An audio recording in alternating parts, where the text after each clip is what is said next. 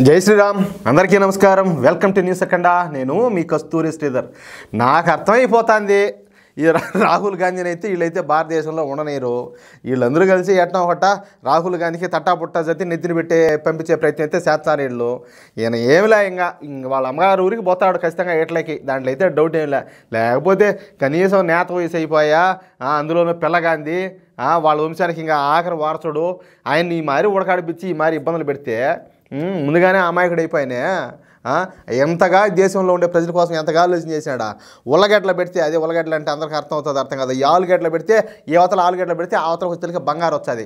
అటువంటి టెక్నాలజీని తీసుకొచ్చామని చెప్పి ఎంత ప్రయత్నం చేశాడా. ఈ దేశాన్ని పూర్తి స్థాయిలో డెవలప్ చేయాలని చెప్పేసి అటువంటి ఇంతమంది కలిసి ఇన్ని మాట్లాడి ఒక్కొక్కరు ఆయన చెయ్యంతా వదిలిపెట్టేసి ఏకాకిం చేస్తున్నారే. ఇంకేడ తట్టుకుంటాడు ఇట్ట వాళ్ళందరి చేతల్లో. ఖచ్చితంగా పోతాడు, ఉండడు ఈ వార ఖచ్చితంగా ఎట్లకి పోతాడు. అంతగా ఎప్పుడన్నా ఏదైనా బాగా అట్ట ఏదైనా అనిపించే ఆ వారు థాయిలాండ్కి పాడిపోయి మసాలాలు చేయించుకుంటా ఇంక వచ్చాడు. ఇంక మన దేశంలో అయితే ఉండట్లేదు, నాకు అర్థమైపోయింది. సరే, ఇంకా అసలు విషయానికి వచ్చి ఈయన గురించి ఎంత చెప్పినా కూడా తక్కువే. అసలు భారత్ అంటే ఏంది, భారతీయులు అంటే ఎవరు, అసలు భారతదేశ సంస్కృతి అంటే ఏంటి, భారతదేశంలో ఎన్ని రాష్ట్రాలు ఉన్నాయని చెప్పేసి టక్కమని కానీ అడిగితే అంటాడు. దేనికి సమాధానం కూడా ఉండదు. కత్తమ్మాడికి అయిపోయి బై బై, ఏం తెలీదు. అట్టోడు అంతటి అమాయకుడు అనమాట ఎవరు ఈ రాహుల్ గాంధీ. అర్థమైందా? ఎందుకంటే ఆయన గారికి ఏమి తెలీదు, అసలు తెలుసుకోవాలన్న ఆలోచన కూడా ఉండదు. అంతేకాదు ఈ విషయాలను రాహుల్ గాంధీ తెలుసుకోవాల్సిన అవసరం కూడా లే. అర్థమైంది మీకు? స్పెషల్ క్యారెక్టరు, స్పెషల్ పర్సను, అదనమాట మ్యాటరు. ఎందుకంటే 2-3 వర్గాలను ఇప్పటికే ఎంతో తెలివిగా తన ఖాతాలో వేసుకున్నాడు. ఎవరో ఈ రాహుల్ గాంధీ. ఎందుకు ఆ వర్గాలు ఏదో తెలుసు కదా మీకు, నేను ప్రత్యేకంగా చెప్పాల్సిన అవసరం లేదులే.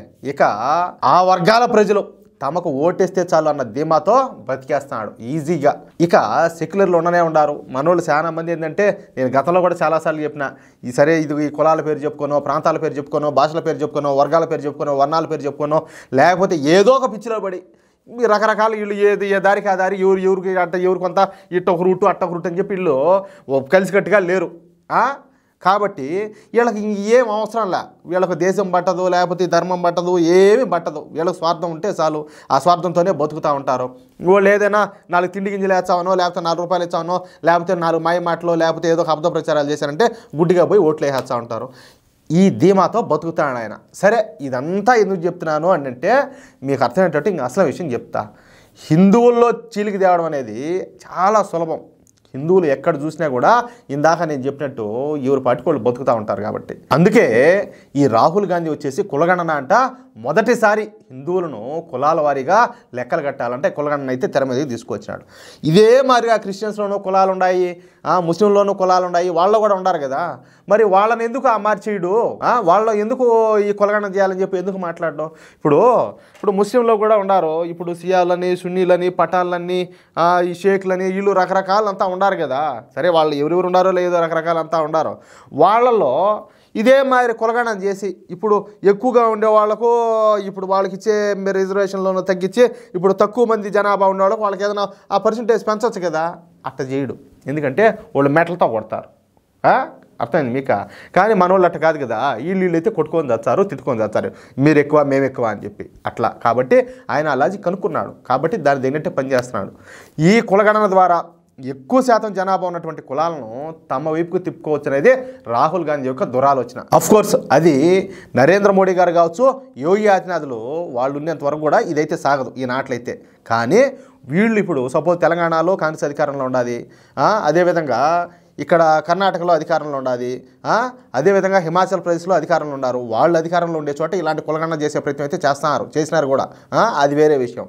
అయితే మొన్నటి పార్లమెంట్ ఎన్నికల్లో ఈ బీజేపీ ప్రభుత్వం పైన పెద్ద ఎత్తున ఈ అబద్ధ ప్రచారాలను చేసి 40 సీట్లు కూడా రావనుకున్నటువంటి కాంగ్రెస్ పార్టీకి 99 స్థానాలు అయితే వచ్చినాయి. ఆ ఘనత అయితే నేను సాధించాడు ఈ పిల్లగాంధీ. ఆ విషయంలో ఖచ్చితంగా ఒప్పుకోవాల్సిందే ప్రతి ఒక్కరు కూడా. కొంతవరకు అయితే ఈయనైతే సక్సెస్ అయినాడు. ఇక పార్లమెంట్ ఎన్నికల తర్వాత భారతీయ జనతా పార్టీ కూడా ఇంక విజృంభించింది, ఊరికే కాదు. ఏమిలే ఇంకా వీళ్ళు విజృంభించకుండా ఇంకా వీళ్ళు గమ్మున తా పీ అని చెప్పి గమ్మున కూర్చున్నారంటే వాళ్ళు ఏమైనా బాగా తొక్కు వదులుతారు. అందుకని చెప్పేసి వీళ్ళు కలగని మేలుకున్నట్టు వీళ్ళు బాగా హుషారు పడినారు. కాంగ్రెస్ పార్టీ ఎత్తులకు పైతులేయడం స్టార్ట్ చేసింది భారతీయ జనతా పార్టీ. ఎప్పుడు కూడా డిఫెన్స్ మూడ్లో ఉండేటువంటి భారతీయ జనతా పార్టీ మొదటిసారి ఈ అఫెన్స్లోకి వచ్చింది. ఇక రాహుల్ గాంధీకి చుక్కలు చూపించడం స్టార్ట్ చేశారు.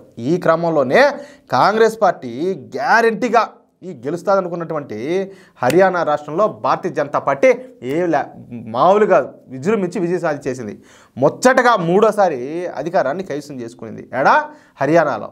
ఇక మహారాష్ట్రలోనైతే మరీ దారుణం. కాంగ్రెస్ పార్టీ 102 స్థానాల్లో పోటీ చేస్తే కేవలం 16 స్థానాల్లో మాత్రమే గెలవగలిగింది. దీంతో ఒక్కసారిగా ఈ రాహుల్ గాంధీ అదేవిధంగా ఈ కాంగ్రెస్ పార్టీ పరువు అయితే పోయినట్టు అయిపోయింది. దీంతో ఇప్పుడు కాంగ్రెస్ పార్టీ కూటమి అయినటువంటి ఈ ఇండి కూటమిలో ఈ రాహుల్ గాంధీని అయితే అసలు ఏం లెక్కే చేయడంలే.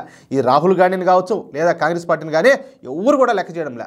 ఈ విషయాన్ని అర్థం చేసుకున్నటువంటి కాంగ్రెస్ పార్టీ నాయకులు ఈ హర్యానా మహారాష్ట్ర రాష్ట్రాల్లో కాంగ్రెస్ పార్టీ ఓడిపోవడానికి కారణం ఈవీఎంలకి నేను ఇది మా చేతకాంతనం కాదు, మా ఓడైతే మంచి దిట్ట, మావుడు కాదు మా ఓడు మంచి మెరుపు తురుపు ముక్క, తప్పంతా ఈవీఎంలదేనని చెప్పేసి ఈవీఎంలను మ్యానిపులేట్ చేశారని చెప్పేసి గోడం చేయడం స్టార్ట్ చేశారు. అంతే కదా, వీళ్ళ చేతకాంతనాన్ని ఇదేదో దాని మీదకి వేయాలా. ఇక కాంగ్రెస్ పార్టీ ఈ ఈవీఎంల మీద చేస్తున్నటువంటి ఈ ఫేక్ ప్రాపగాండాను ఇప్పటికే జమ్మూ కాశ్మీర్కి సంబంధించినటువంటి ఆ ముఖ్యమంత్రి ఎవరు ఈ ఒమర్ అబ్దుల్ అయితే దాన్ని ఆ విషయాన్ని అయితే ఖండించాడు. ఇప్పుడు నేను గెలిచా కదా, మీరు ఊరికేనే ఇప్పటికి కూడా మీ శాతకాంతనాన్ని మీరు గుర్తించలేకపోతే అట్ట ఎంతసేపటికి ఈవీఎంల మీద పడుతున్నారే అని. ఇప్పుడు కొత్తగా ఇదే ఇండి కూటమిలో తమ మిత్రపక్షమైనటువంటి తృణమూల కాంగ్రెస్ పార్టీ కూడా ఈ ఈవీఎంల విషయంలో కాంగ్రెస్ పార్టీ చేస్తున్నటువంటి హడావిడినంతా కూడా ఖండిస్తా పెద్ద స్టేట్మెంట్ అయితే ఇచ్చారు. ఈ సందర్భంగా తృణమూల కాంగ్రెస్లో రెండవ అతిపెద్ద నాయకుడైనటువంటి ఈ అభిషేక్ బెనర్జీ మాట్లాడుతా అసలు కాంగ్రెస్ పార్టీ ఈవీఎంల పైన ఎందుకు బడి ఆడుతుందో నాకైతే అర్థం కావడంలే. మేము పశ్చిమ బెంగాల్లో 3 సార్లు అధికారంలోకి వచ్చాం. ఈ 3 సార్లు కూడా ఈవీఎంల ద్వారానే ఎన్నికలు అయితే జరిగినాయి. ఒకవేళ ఈవీఎంలు తప్పైతే కాంగ్రెస్ పార్టీ రాహుల్ గాంధీ అది ఏ విధంగా తప్పైందో నిరూపించాలి కదా. ఏదో గాలి మాటలు మాట్లాడతా ఈవీఎంల మీదకు తప్పు నెట్టడం అయితే పెద్ద తప్పు.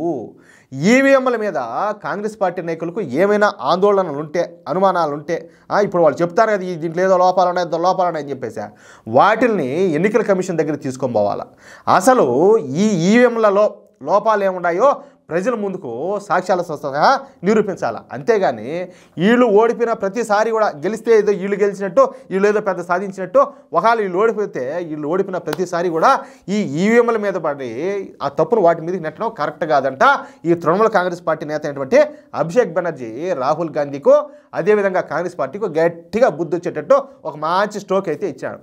కానీ మిత్రపక్షమే ఇప్పుడు ఏంటంటే ఆడేంది అంతర్యుద్ధం జరుగుతుంది వాళ్ళకు ఇండి కూటమిలో, అది కానీ ఇప్పుడు ఆడ మ్యాటర్. అయితే ఈ ఈవీఎంల విషయంలో కాంగ్రెస్ పార్టీ లేదా ఈ రాహుల్ గాంధీ వ్యాఖ్యలను ఖండించినటువంటి 2 పార్టీలు కూడా ఇందాక నేను చెప్పినట్టు ఈ కాంగ్రెస్ పార్టీ యొక్క మిత్రపక్షాలు కావడం గమనార్హం. దీంతో ఇక కాంగ్రెస్ పార్టీ ఏం చేస్తుందో చూడాలా. అదియా మొత్తానికి ఈయన కష్టకాలం మామూలుగా లేదు.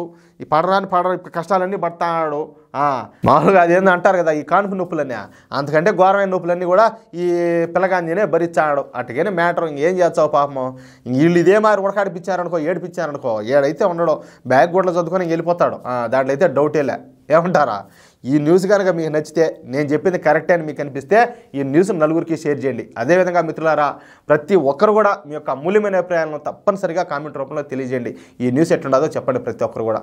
అదేవిధంగా నేను న్యూస్ చెప్పే విధానం ఎట్లుండాది అది మీకు నచ్చుతుందా లేదా దాంట్లో ఏంది మీ యొక్క అమూల్యమైన అభిప్రాయాలను ఖచ్చితంగా కామెంట్ రూపంలో తెలియజేయండి.